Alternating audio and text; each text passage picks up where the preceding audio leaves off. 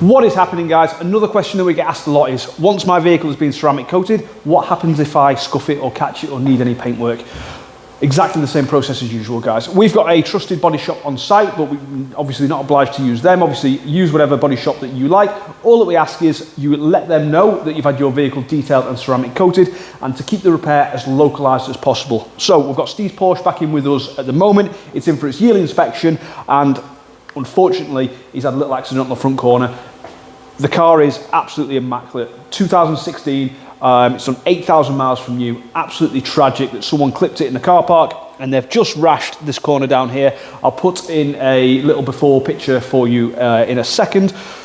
So obviously, our guys on site have dealt with this one. They obviously know what we do, and it's had a repair in this area here. We've asked them to keep the repair as localized as possible. They've had to obviously do the little repair here. They've panel wiped onto the wing a little bit and things like that. No drama at all. We have polished and reapplied coating to the front wing. We have polished and reapplied not only to the corner of the bumper that's been done, but we've also blended in the entire front bumper again, guys. So as I say, the repair was in this section here. I'll put some little pictures in when we are done. They've kept it localized. There were a couple of little marks on here from where they've been working on it. So as I say, guys, we've polished and reapplied coating to the front wing, obviously that corner, and all the way across, guys.